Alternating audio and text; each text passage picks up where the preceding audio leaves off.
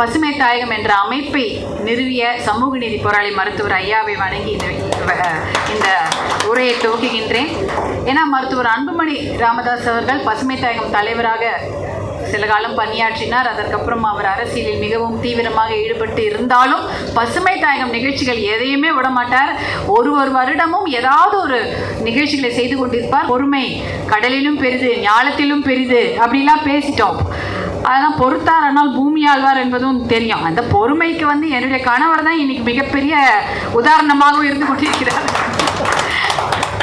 அதனால அந்த மாதிரி ஒரு விஷயத்தை நாம் எடுத்துக்கொண்டு நாம் நிறைய நம்மளுடைய வாழ்வியல் மாற்றங்களை நாம் செய்து கொள்ள வேண்டும்.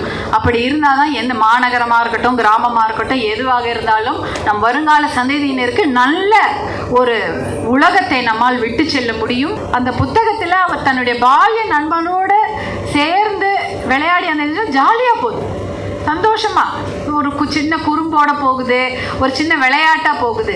அதுக்கப்புறம் அந்த வயநாடு அவர்கள் போகும்பொழுது அது அப்படியே பிரமிச்சு போறார். ரொம்ப அந்த அழகுல அவர் மயங்கி போயிட்டார். ராஜ் மயங்கி போய் அதை பற்றி பேசுறாரு. சுவிட்சர்லாந்தெல்லாம் என்ன, வயநாடு தான் அப்படின்ற அளவுக்கு அதை கொண்டு வர்றார். அந்த அளவுக்கு அந்த புத்தகத்தில் ஒரு விவிட் எக்ஸ்பிரஷன்ஸ், அதாவது மனசில் இருக்கிறத எழுத முடியணும். அது மிகப்பெரிய கலை. நிறைய பேருக்கு மனசில் நல்லா நினச்சிப்பாங்க, ஆனால் அது பேசவோ எழுதவோ முடியாது. ஆனால் இதை அவர் கொண்டு வர்றார் அந்த புத்தகத்தில். அதான் நான் சொன்னேன், அந்த சேரும் சகதியை பற்றி அவர் விவரிக்கும் போது அந்த கலர் நம்ம கண்ணு முன்னாடி வருது, அந்த வண்ணங்கள் நம்ம கண்ணு முன்னாடி வருது.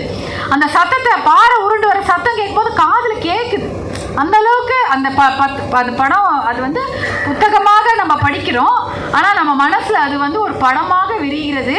அப்படிப்பட்ட ஒரு சிறந்த எழுத்தாளராக நீங்கள் இதில் நீங்கள் பரிணாமம் எடுத்திருக்கிறீங்க.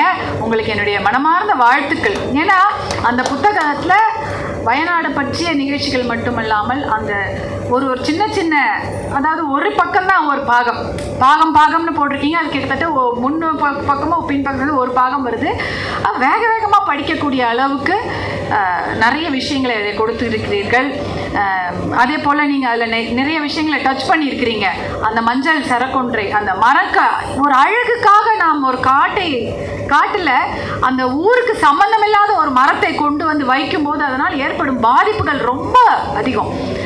நீங்கள் வர்தா புயலில் பார்த்தீங்கன்னா, சென்னையில் இப்போ வர்தா புயல் அங்கே அடிச்சுது.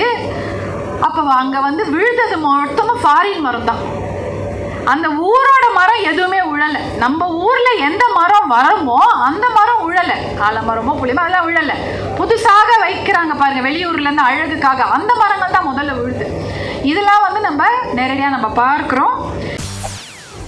செய்திகளை உடனுக்குடன் தெரிந்து கொள்ள உடனே சப்ஸ்கிரைப் பண்ணுங்க.